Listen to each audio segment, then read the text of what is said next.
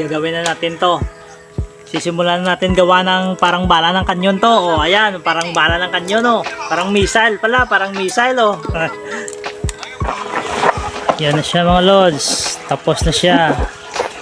Ayan siya o, ayan. Ayan, tingnan nyo naman. Para siyang ano, para siyang missile talaga. Ayan o. Ito yung loob niya o, tingnan nyo yung loob niya. Ayan, yung loob niya. Ayan.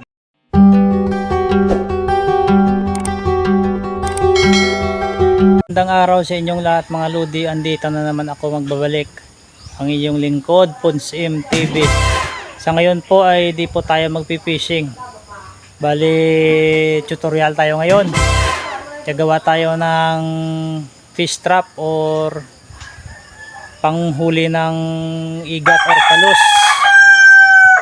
Related pa rin to sa ating adventure. Fishing trap naman siya. Sabayan nyo po ako, samahan nyo po ako at ituturo ko yan sa inyo ng step by step kung paano gagawin. Bali yung gagamitin natin ay kawayan or bambo. Yan, sa aking mga subscribers at viewers dyan, magandang umaga sa inyong lahat. At maraming salamat sa walang sawang pagsuporta at pagsubaybay at panonood sa ating munting channel. At kung mayroong bagong napadpad sa aking munting channel ay sana pa-subscribe ng ating munting channel para updated po kayo sa ating mga susunod na mga videos. Maraming salamat mga lodi. Sabayan nyo po ako at ituturo ko sa inyo ng step by step yung gagawin nating fish trap. Pwede rin to sa mga crab o mga crab sa mga freshwater. Yung mga alimasag, yung mga maliliit, pwede yan. Papasok yan sa loob ng ating fish trap. Maganda to, pati yung mga hipon tabang papasok dito basta may pain lang sa loob. Sabayan nyo po ako mga lodi. Bali ito yung gagamitin natin mga lods. Ayan, kawayan. Ayan, mahaba. Ayan, putulin natin yan at gawin nating fish trap or panghuli ng mga palos. Ayan, ito naman maganda to, tinula. Ayan pang isa.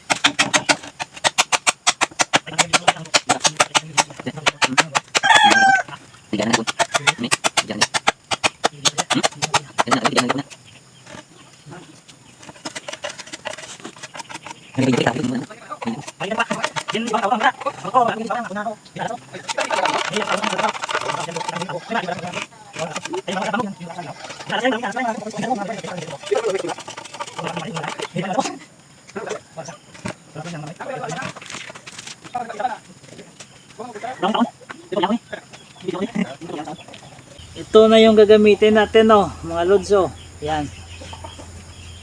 Kagandahan dito, marami kang mahuli dito ng mga freshwater na crab or mga hipon na freshwater. Tuturo ko sa inyo to ng step by step kung paano gagawin to mga lods. Mire,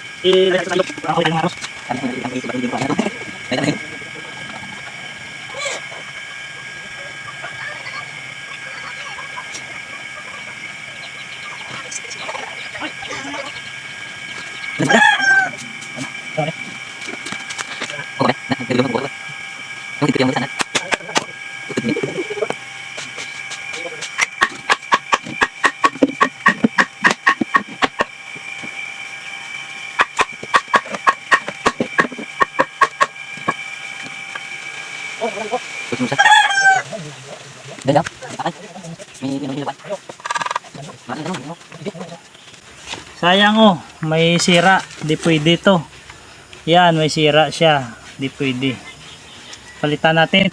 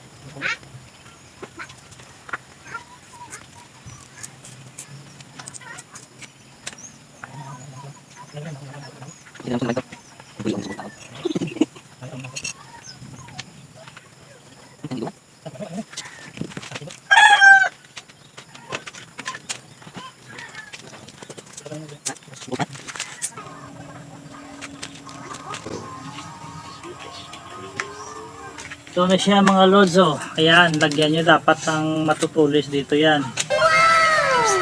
Pero yung tutorial ko na to, iwan ko yung sa iba pag yung marunong gumawa nito, iwan ko kung anong technique nila, pero sa akin ganito. Ito yung technique ko sa paggawa ng L-trap. Trap para sa palos. Yan. Tapos na ba ang exam mo? Tapos gawa nyo siya ng ganito mga lods oh. Yan. Ito kasi yung sukat kung gaano kalaki siya yung gagawin nyo. Ayan mga lods oh, gawa nyo siya ng ganito. Sukat to ng kung gaano kalaki yung gagawin yung ano, fish trap. Sa akin ito yung teknik ko. Sa mga marurunong gumawa nito, iwan ko kung anong teknik nila. Pero sa akin ganito lang yung teknik ko mga lods oh. Tapos talian natin para di siya mag ano. Tapos talian ulit natin dito para di siya gumalaw-galaw. Tapos lagay nyo siya dito mga lods oh. Ilagay nyo siya dito. Ganito. Yan.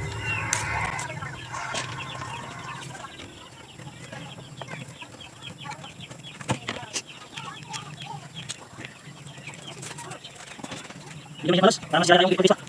Para yung skin na bilis.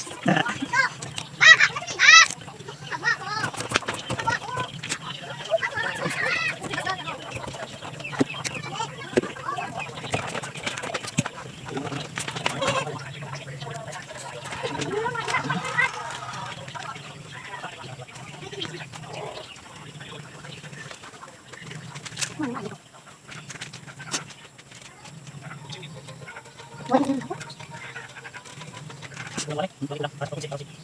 pag nakikita nyo yung ganyan mga lods, pag ganito kalaki ang uli ang gagawin nyo, tapos mayroong gap dito, kulang to, lagyan natin ng 2 piraso pa.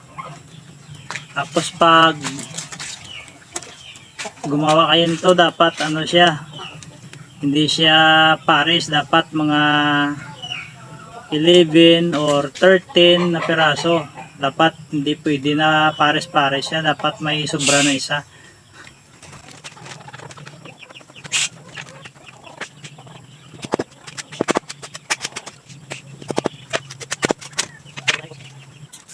Ayan mga lods, oh. Tingnan nyo, parang bala na ng kanyo, no? Ayan. Ayan, oh. Ito ng forma niya. At gagawin na natin to. Sisimulan natin gawa ng parang bala ng kanyon to. Oh, ayan, parang bala ng kanyon, oh. Parang missile pala, parang missile, oh.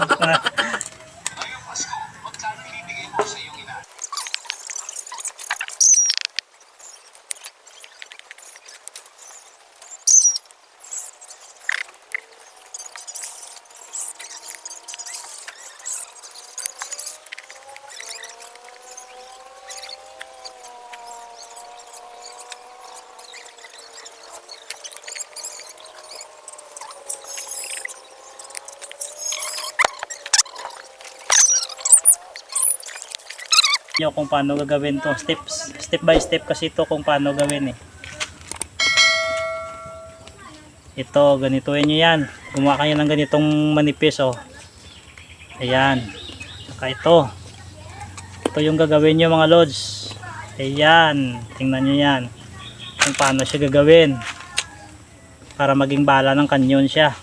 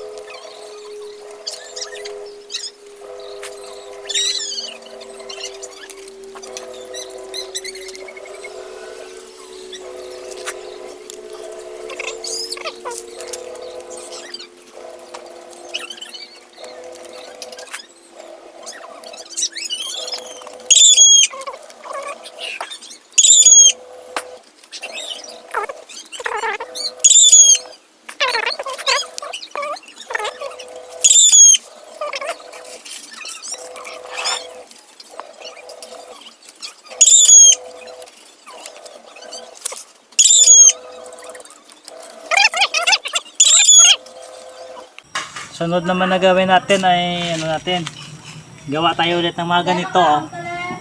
Lagay natin dito yan. Ayan.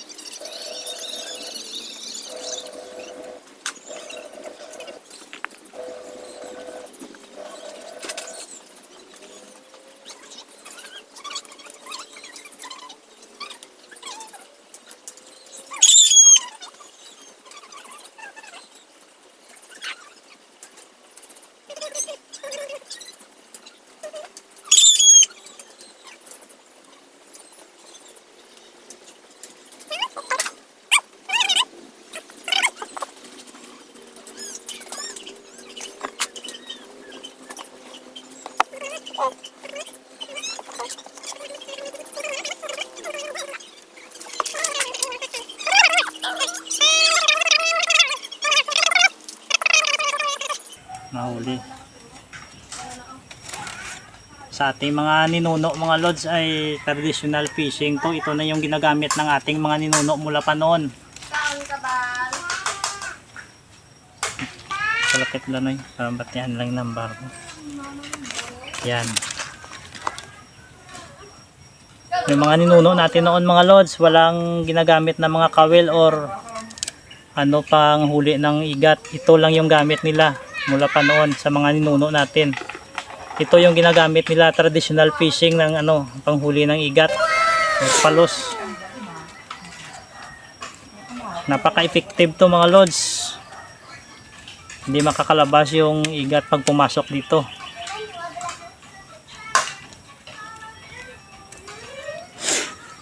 Kung huhulihin nyo naman ay mga alimasag or mga crab sa freshwater, sa tabang, yung ipain nyo dito ay yung ano, yung niyog na bunga ng niyog na ano, na yung matanda na, yung ginagata, yan yung ipain nyo dito. Sigurado yung makukuha nyo ay mga freshwater na crab, yan, alimasag.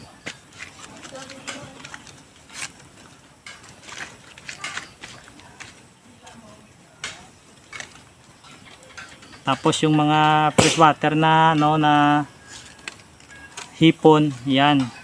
Pumapasok dito yan pag mayroong pain dito sa loob na yung matanda ng niyog. Iano yan, ihawin nyo at ilagay. Mabango yan, inaamag ng ano yan, ng mga freshwater na shrimp or hipon.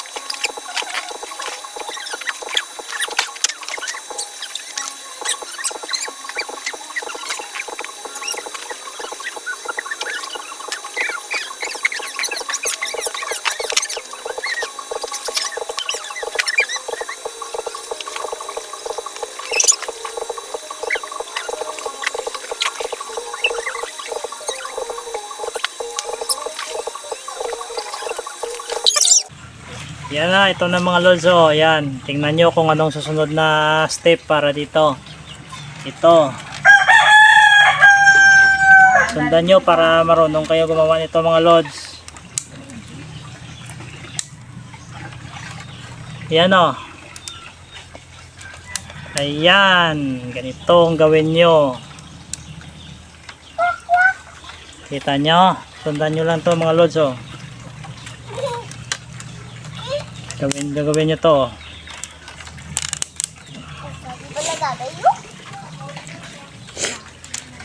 Ganito yung gawin nyo. Yan.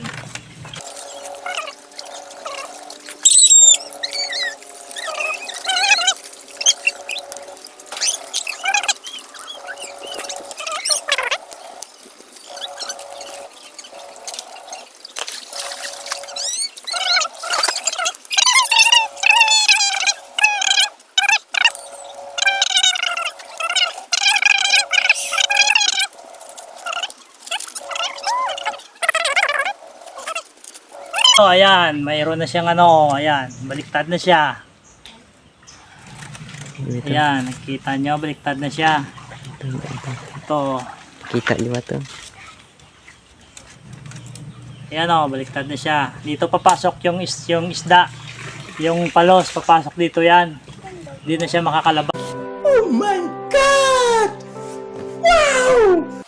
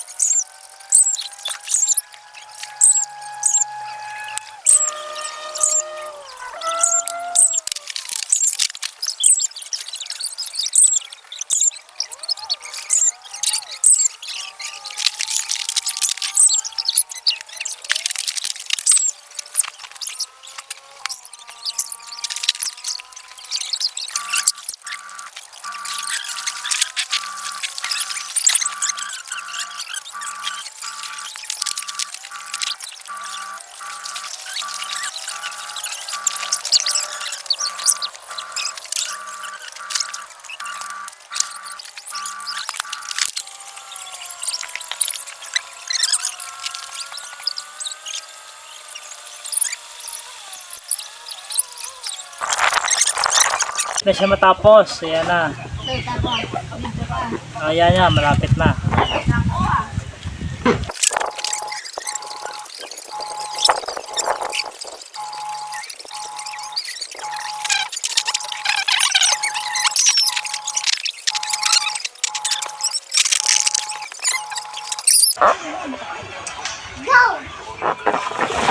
Yan na siya mga lods, tapos na siya. Ayan siya oh, ayan. Ayan, tingnan nyo naman, para siyang ano, para siyang missile talaga. Ayan oh. Ito yung loob niya oh, tingnan nyo yung loob niya oh. Ayan, yung loob niya. Ayan.